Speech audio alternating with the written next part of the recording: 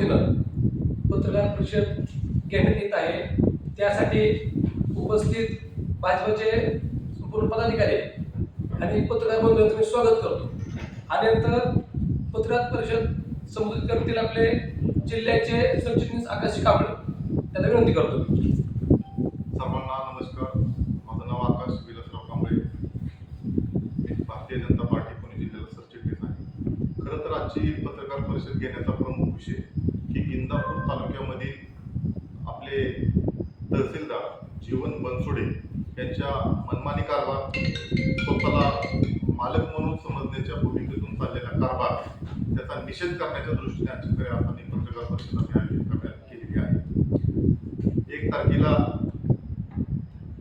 आपल्या राज्याचे सन्माननीय मुख्यमंत्री आदरणीय देवेंद्रजी फडणवीस साहेब यांच्या वाढदिवसाच्या निमित्ताने आणि आपले सर्वांचे मार्गदर्शक स्वर्गीय उपमुख्यमंत्री अजितदादा पवार साहेब यांच्या जयंतीच्या निमित्ताने महसूल विभागाच्या वतीने छत्रपती शिवाजी महाराज समाधान शिबिराचं भिगवणमध्ये आयोजन करण्यात आलेलं होतं।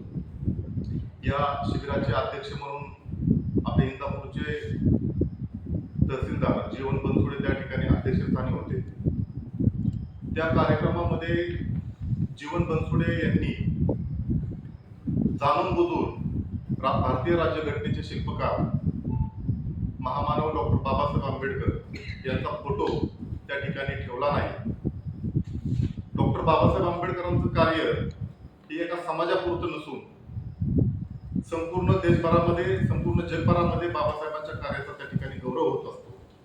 हे असताना देखील इंदापूरचे तहसीलदार ज्यांनी गेंड्याचं कातडं पांघरलेलं आहे आणि गेंड्याचं कातडं पांघरून त्या इंदापूर तालुक्यामध्ये जसं तहसील कार्यालय, जसे या देशाला स्वातंत्र्य मिळाले तेव्हापासूनचा प्रचंड आणि सगळ्यात जास्त भ्रष्टाचार ह्या जीवन बनसोडे नावाच्या तहसीलदारांनी केलेला आहे।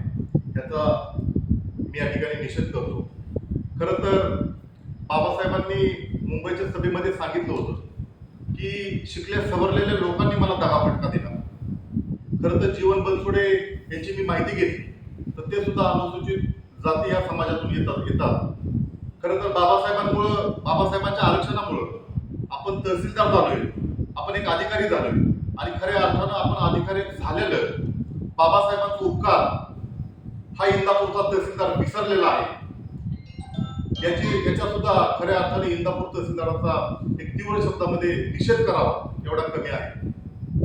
जे शिकलेले लोक आहेत त्यांनाच बाबासाहेबांचं नाव घ्यायला, त्यांनाच बाबासाहेबांचे विचार मांडायला खऱ्या अर्थाने लाज वाटते। जर बाबासाहेबांनी यांना आरक्षण दिलं नसतं, बाबासाहेबांनी यांना लोकशाहीमध्ये अधिकार दिले नसते तर हेच जीवन बनसोडे एखाद्या शेतामध्ये शेतमजूर म्हणून काम करीत असलेले आपल्याला पाहायला मिळाले। खरं तर एक तहसीलदार झाल्यानंतर एक अर्वाच्यपणा किती असावा, एक मुजोरी किती असावी हे खऱ्या अर्थाने इंदापूरच्या तहसीलदाराला पाहिल्यानंतर आपल्याला लक्षात येतं। त्या व्यासपीठावरती अनेक नेते मंडळी उपस्थित होते। ज्या बाबासाहेबांनी जगायला शिकवलं, ज्या बाबासाहेबांनी लोकशाहीच्या मार्गातून आपल्याला मतदानाचा अधिकार दिला, ज्या बाबासाहेबांनी महिलांसाठी धोरण केलं, ज्या बाबासाहेबांनी आर्थिक क्षेत्रामध्ये देखील उल्लेखनीय कामगिरी केली, कामगारांसाठी बाबासाहेबांनी मोठ्या प्रमाणामध्ये काम केलं आणि त्याच बाबासाहेबांना विसरण्याचं काम त्या इंदापूरच्या तहसीलदारांनी केलेलं आहे। इंदापूरच्या तहसीलदाराचा मुजोरपणा एवढ्यावरती थांबत नाहीये। इंदापूरचा तहसीलदार हा त्याच्या कार्यालयामध्ये आलेल्या लोकांना अर्वाच्य भाषेत बोलतो, त्यांना गेट आउट बोलतो, त्यांना बाहेर जा बोलतो। एखाद्या वरिष्ठाचा आपण ज्या पद्धतीने आपल्या कुटुंबातील माणसाचा सन्मान ठेवतो, आपल्या आजी आजोबांचा सन्मान ठेवतो, ते सुद्धा कार्य खऱ्या अर्थानं तहसीलदार आपल्या वयोवृद्ध लोकांना सुद्धा दमदाटी करण्याचं काम करतात। काल परवा हा प्रकार घडल्यानंतर एका कार्यकर्त्यांनी त्यांना विचारणा केली। आपण सर्वांनी ती क्लिप पाहिली, संपूर्ण महाराष्ट्रावर ती क्लिप या ठिकाणी व्हायरल झालेली आहे। त्या कार्यकर्त्याला सुद्धा इंदापूरचे तहसीलदार अर्वाच्य भाषेत बोलतायत, त्याला म्हणतायत तू मला लेखी स्वरूपात दे। एवढा आगाऊपणा, एवढी मस्ती, एवढी मगरमच्छ आणि एवढा भ्रष्टाचार हा येतो कुठून? ह्याच्या पाठीमागे नेमकं कुणाचं षडयंत्र आहे आणि इंदापूरच्या तहसीलदाराला नेमकं पाठबळ कुणाचं आहे ह्याचा सुद्धा अभ्यास येणाऱ्या काळामध्ये मित्रांनो आपल्या सर्वांना करावा लागेल। इंदापूरचे तहसीलदार खऱ्या अर्थानं त्या कार्यक्रमामध्ये जर व्हिडिओ पाहिला तर ज्यासाठी छत्रपती शिवाजी महाराज हे अभियान आपण त्या ठिकाणी घेतलं होतं, हे सरकारच्या माध्यमातून घेतलं होतं. या सरकारच्या माध्यमातून घेत असताना या राज्याचे प्रमुख मुख्यमंत्री असतात आणि राज्याचे प्रमुख मुख्यमंत्री असताना देखील आदरणीय देवेंद्रजी फडणवीस साहेब, या राज्याचे महसूल मंत्री आदरणीय चंद्रशेखरजी बावनकुळे साहेब यांचा सुद्धा नामोल्लेख या बहादरांनी त्या कार्यक्रमामध्ये केला नाही. खऱ्या अर्थानं स्वर्गीय अजितदादा पवार साहेब असतील, आदरणीय देवेंद्रजी फडणवीस साहेब असतील, यांचं वाढदिवस आणि जयंतीचं औचित्य साधून महसूल मंत्री चंद्रशेखर बावनकुळे साहेब यांनी हा कार्यक्रम आयोजित करण्यात केलेला होता. परंतु त्यांचं सुद्धा नाव हा मगरमट्ट, गबरगट्ट आणि भ्रष्टाचाराने व्यापलेला आणि गेंड्याची कातडी पांघरलेला हा जीवन बनसुडे नाव घेत नाही. ह्याला नेमका तिरस्कार कोणाचा आहे, त्याच्या पाठीमागे नेमकं कोण आहे, याचा सुद्धा शोध येणाऱ्या काळामध्ये आम्ही लावणार आहोत.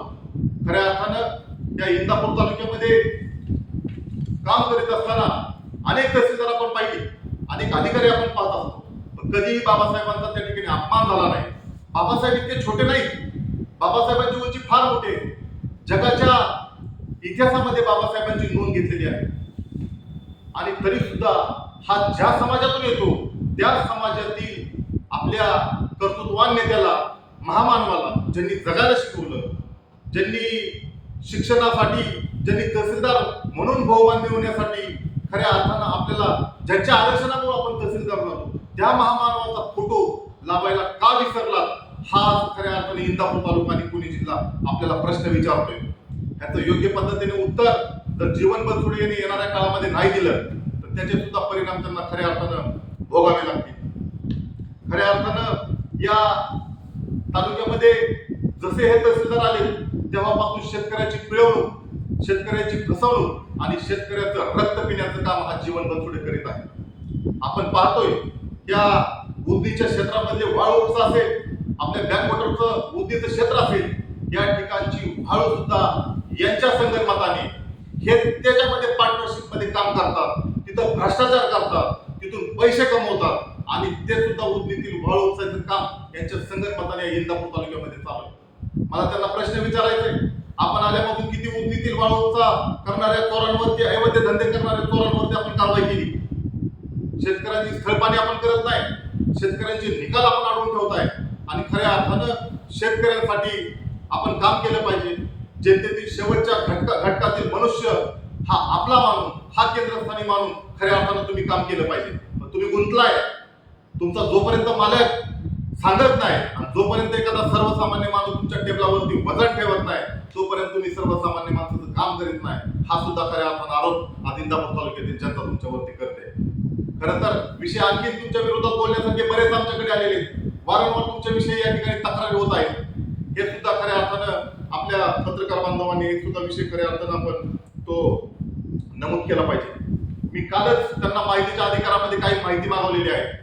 आपल्याकडे इंदापूर तालुक्यामध्ये शेतीचे प्रश्न असतील, लोकांच्या बांधाची भांडणं असतील, लोकांच्या रस्त्याचे प्रश्न असतील, ह्याची किती प्रलंबित प्रकरणं आपल्याकडे आहेत. या इंदापूर तालुक्यातील तहसीलदाराकडे या महाराष्ट्रामध्ये जर आपण आकडेवारी काढली तर सगळ्यात जास्त प्रकरणं या इंदापूर तहसीलदाराकडे येतील आणि ह्यांचं नाव अग्रक्रमाने त्या ठिकाणी आपल्याला घ्यावं लागेल. अशा पद्धतीचं काम या तहसीलदार जीवन बनसोडे यांचं आहे. खरं तर ह्याचा सुद्धा आम्ही भारतीय जनता पार्टी म्हणून या ठिकाणी निषेध करतो. खरं तर तुम्हाला एक मला गोष्ट सांगायची, तुम्ही आदरणीय देवेंद्र फडणवीस साहेबांची जर भाषण चेक केली तर ते प्रत्येक भाषणामध्ये छत्रपती शिवाजी महाराज आणि त्यानंतर डॉक्टर बाबासाहेब आंबेडकर यांना मानवंदना अर्पण केल्याशिवाय, त्यांना अभिवादन केल्याशिवाय ते भाषणाची सुरुवात करीत नाही. तुम्ही कुणाचा आदर्श घेताय? ह्या इंदापूर तालुक्यातील गबरगच्च झालेले ठेकेदार असतील, ह्या इंदापूर तालुक्यातील तुमच्या अवतीभोवती फिरणारे अवैध धंदे करणारे लोक असतील, ह्यांच्या पैशाच्या जोरावरती खऱ्या अर्थानं तुम्हाला त्या ठिकाणी गुरमी चढलेली आहे. ही सुद्धा गुरमी उतरवण्याचं काम येणाऱ्या काळामध्ये भारतीय जनता पार्टी आणि आम्ही सर्वजण कार्यकर्ते मिळून करणार आहोत. नागरिकांमध्ये प्रचंड संताप आहे. या इंदापूर तालुक्याच्या इतिहासामध्ये तुमच्या एवढा भ्रष्टाचार, तुमच्या एवढी दादागिरी, तुमच्या एवढी गुंडागिरी इथून अगोदरच्या काळामध्ये कुणीच केली नव्हती. इतक्या मोठ्या प्रमाणामध्ये आपण या इंदापूर तालुक्याचं वातावरण खराब करीत आहात. तुम्ही ह्या तालुक्याचे दंडाधिकारी आहात, तुम्ही या तालुक्याचे तहसीलदार आहात. तुम्ही जर असं वागला त्यामुळे तुमच्या खालची पिल्लावळ, तुमच्या खालचे सर्व अधिकारी तुमच्या तुमच्याप्रमाणे मनमानी स्वरूपाचा धंदा या इंदापूर तालुक्यातील राजरोसपणे चालू आहे हे तुम्हाला आम्हाला सर्वांना दिसतंय. मी पंचायत समितीच्या बीडीओना देखील आवाहन करेन, कृषी अधिकाऱ्यांना सुद्धा आवाहन करेन, पीडब्ल्यूडीच्या अधिकाऱ्यांना सुद्धा आवाहन करेन. येणाऱ्या काळामध्ये तुमच्या सुद्धा खात्यामध्ये प्रचंड मोठ्या प्रमाणामध्ये भ्रष्टाचार चालू आहे, प्रचंड निकृष्ट दर्जाची कामं होत आहेत. ठीक आहे, पण माझ्या शेवटच्या घटकातील गोरगरीब जनतेचं रक्त पिण्याचं काम जर येणाऱ्या काळामध्ये तुम्ही केलं तर तुमच्या कुठल्याच अधिकाऱ्याला आम्ही सोडणार नाही. आम्ही लोकशाही मार्गाने जे जे करता येईल ते करून तुम्हाला निलंबित करण्यासाठी देखील आम्ही या ठिकाणी प्रयत्न करणार आहे. खरं तर मी तुम्हाला उजनीचा आता विषय सांगितला, तुम्हाला त्याचप्रमाणे सर्वसामान्य लोकांना दमदाटी करण्याचा सुद्धा मी या ठिकाणी तुम्हाला विषय सांगितला. खरं तर तुम्हाला एक मी विषय सांगतो, त्या इंदापूर तालुक्यातील अनेक प्रकरण आहेत पत्रकार बांधवांनो की ज्यामुळे त्या शेतकऱ्यांमध्ये भांडणं लागली, ज्या शेतकऱ्यांचे कंबरटे मोडले, ज्या शेतकऱ्यांचे हातपाय मोडले, अशा अनेक शेतकरी बांधव आज जेलमध्ये सडतायत. त्यातलं एक उदाहरण तुम्हाला सांगतो. निंबाळकर आणि शिंदे नावाचं एक प्रकरण इंदापूर तहसील कचेरीमध्ये जमा होतं. लासवणे गावचा विषय येतो.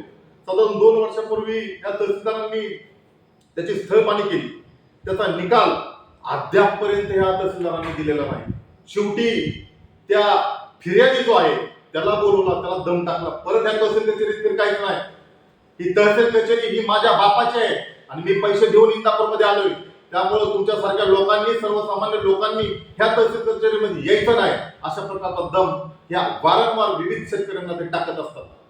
आणि त्या शेतकऱ्यांमध्ये भांडणं लागली आणि त्या शेतकऱ्यांमध्ये भांडणं लागल्यानंतर कुणाला दुखापत झाली. त्यातील हे फिर्यादी शिंदे कुटुंब जे आहे ते 1 महिन्यापासून येरवड्याच्या जेलमध्ये आहे.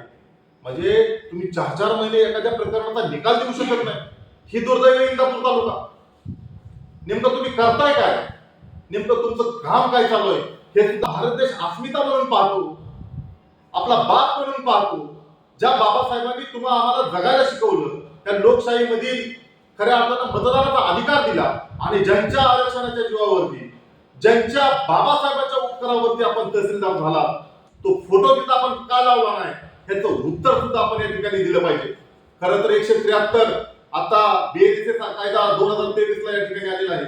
173/3 खाली या ठिकाणी पुण्याचे पोलीस अधीक्षक गिल साहेब असतील, आपले उपविभागीय अधिकारी असतील आणि यांच्याकडे सुद्धा तुमच्यावरती फौजदारी स्वरूपाचा गुन्हा का दाखल होऊ नये अशा प्रकारची विचारणा मी त्या ठिकाणी करणार आहे.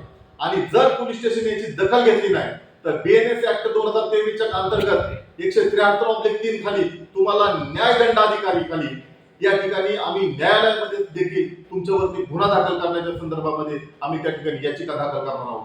खरं तर ह्या तहसीलदाराचा कारनामा काय एवढ्यावरती थांबत नाही. माझ्याकडे बऱ्याचना आपल्या नावाने दिलं होतं. हे पत्र बावनकुळे साहेबांनी आपली चौकशांत आपल्या या पुण्याचे कलेक्टर साहेब असतील, ड्युटी साहेबांना ते पाठवलेलं आहे. लवकरच आपली तुमची खातेनिहाय सुद्धा चौकशी होणार आहे.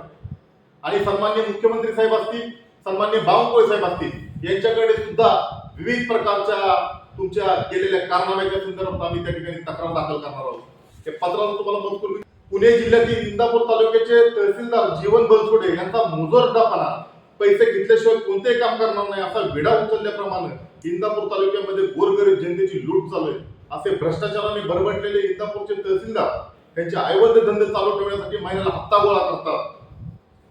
मी या तालुक्याचा मालक आहे असा रुबाब गाजवणारे तहसीलदार यांची तातडीने भ्रष्टाचाराची व गोरगरिबांचे पैसे खाऊन जमवलेल्या संपत्तीची चौकशी करावी आणि या बहादर अधिकाऱ्याला त्यांच्या कामाची निलंबित करावी. यांची चौकशी समिती यांच्यावरती नेमण्यात यावी आणि ह्यांना डायरेक्ट घरचा रस्ता दाखवा अशा प्रकारचा पत्रव्यवहार मी या ठिकाणी 5व्या महिन्यामध्ये आदरणीय बावनकुळे साहेब यांच्याकडे केलेला होता. आणि त्यानंतरच इंदापूर तालुक्यामध्ये अशा प्रकारचं वास्तव, अशा प्रकारची परिस्थिती ह्या तहसीलदारांनी